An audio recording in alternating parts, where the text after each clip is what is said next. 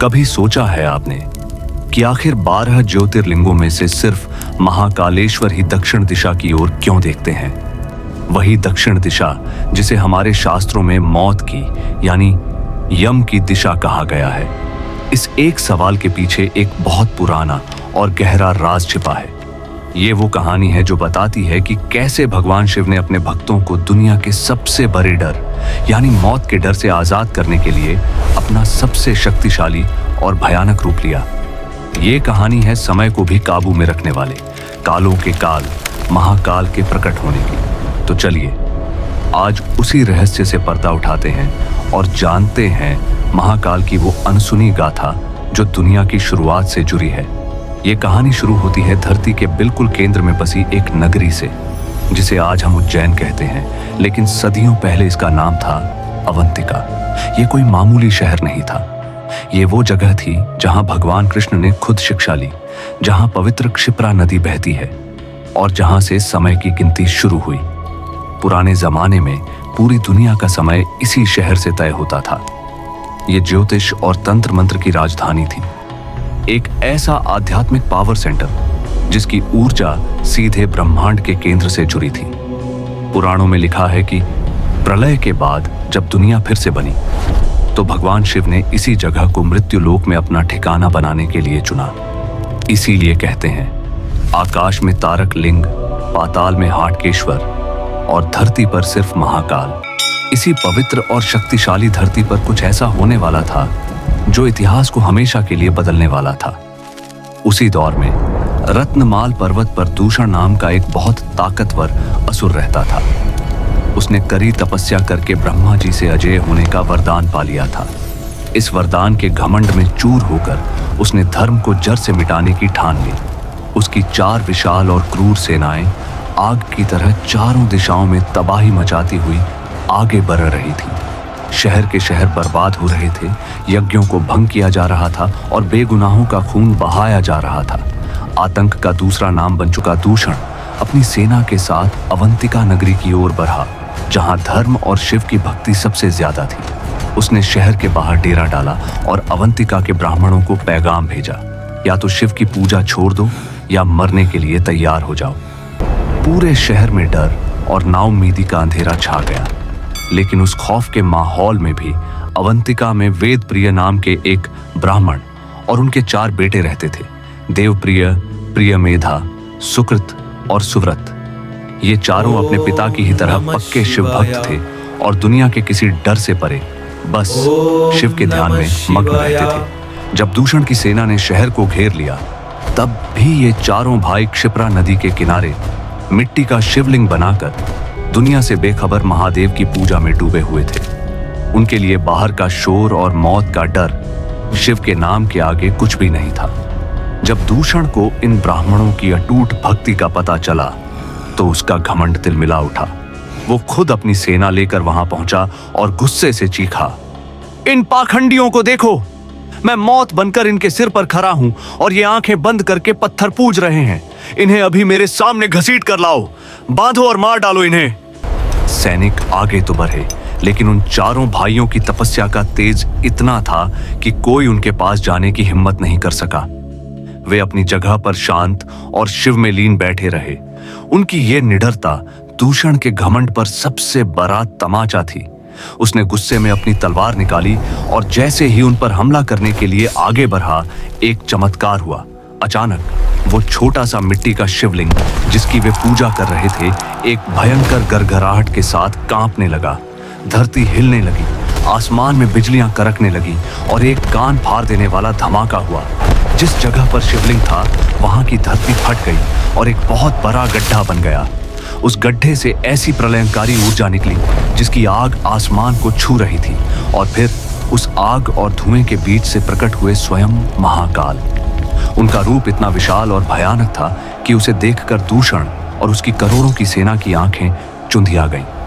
विशाल शरीर, 3 जलती हुई आंखें, हाथ में त्रिशूल, गले में सांपों की माला और पूरे शरीर पर भस्म लगी हुई थी।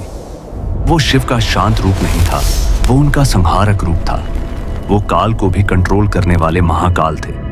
महाकाल ने अपनी डरावनी आंखों से दूषण को देखा और उनकी ब्रह्मांड को कंपा देने वाली आवाज गूंजी। अरे दुष्ट, धर्म को मिटाने वाले पापी, तूने मेरे भक्तों को ललकारा है। तू नहीं जानता मैं कौन हूं? मैं सिर्फ काल नहीं, मैं महाकाल हूं। मैं तुझ जैसे पापियों का अंत करने ही आता हूं।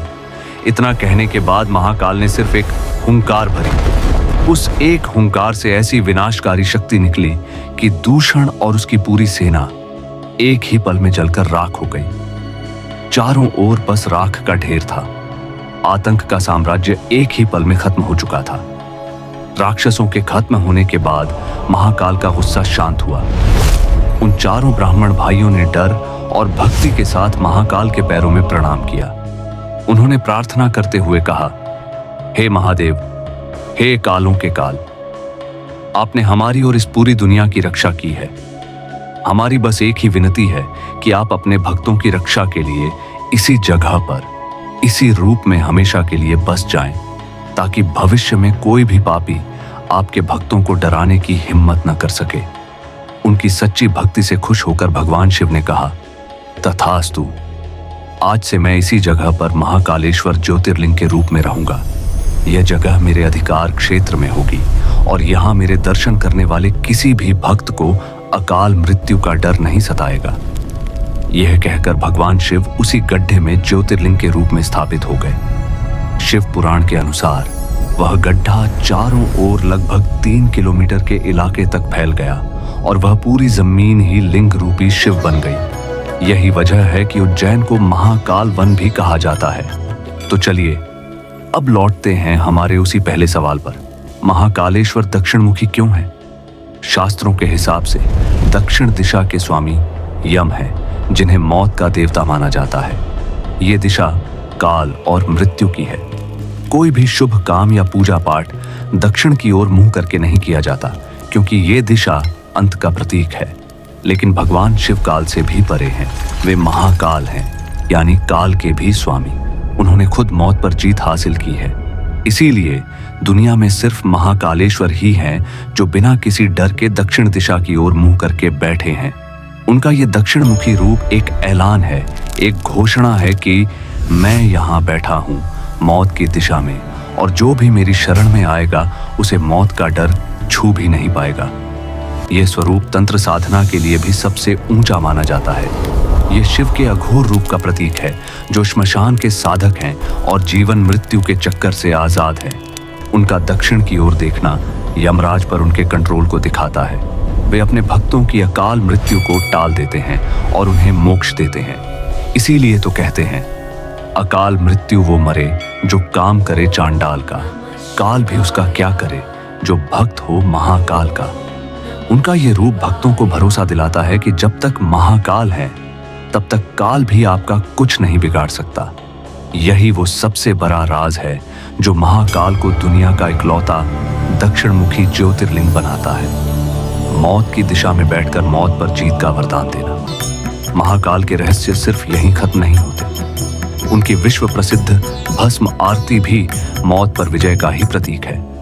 पुराने समय में यह आरती चिता की ताजी राख से होती थी, जो दिखाती है कि इस दुनिया का अंतिम सच यही राख है और शिव उस सच से भी ऊपर है। आज भी यह आरती सुबह ब्रह्म मुहूर्त में होती है और माना जाता है कि इसमें शामिल होने वाले भक्त को हर तरह की नेगेटिव एनर्जी से छुटकारा मिलता है। इसके अलावा एक मजबूत मान्यता ये भी है कि उज्जैन के एकमात्र राजा महाकाल ही हैं, और इसीलिए कोई भी आधुनिक शासक, चाहे वो मुख्यमंत्री हो या प्रधानमंत्री, उज्जैन में रात नहीं गुजारता।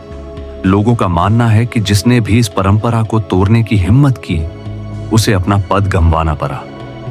महाकाल सिर्फ एक ज्योतिर्लिंग या मंदिर नहीं है, वो एक जीता जागता भरोसा है। वे इस बात का सबूत हैं कि सच्ची भक्ति डर पर जीत दिला सकती है, यहां तक कि मौत के डर पर भी। उनका दक्षिणमुखी रूप, उनकी भस्म आरती, उनकी कहानी सब हमें यही सिखाता है कि जो खुद को पूरी तरह से शिव को सौंप देता है, उसका रक्षक खुद कालों का स्वामी बन जाता है। तो अगली बार जब आप उज्जैन का नाम सुने तो सिर्फ एक मंदिर को नहीं, बल्कि ब्रह्मांड के उस केंद्र को याद करें जहां आज भी राजा सिर्फ एक है, राजाधिराज, योगीराज, कालों के काल, भगवान महाकाल। अगर आपको महाकाल की यह अनसुनी गाथा पसंद आई हो तो इस वीडियो को लाइक करें और कमेंट्स में जय श्री महाकाल लिखकर अपनी हाजिरी लगाएं। और ऐसे ही और भी रहस्यमयी वीडियोस के लिए हमारे चैनल द डॉक्यूमेंट्री हब को सब्सक्राइब करना न भूलें। हर हर महादेव।